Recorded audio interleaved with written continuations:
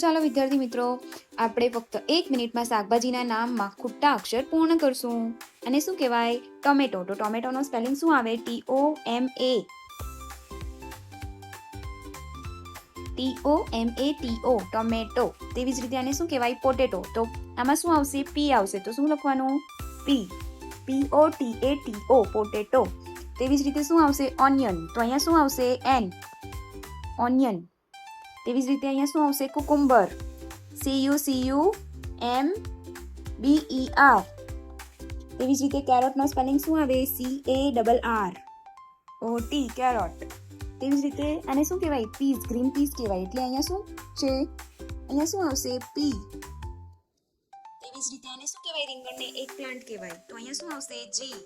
GEGGPLANT. તેવી જ રીતે અહીંયા શું છે? કેબેજ. કેબેજમાં શું આવશે? અહીંયા તેવી જ રીતે અહીંયા શું છે? કેબેજ. તો અહીંયા શું આવશે? CABBAGE. તેવી જ રીતે અહીંયા શું આવશે? ચીલી. CHILI.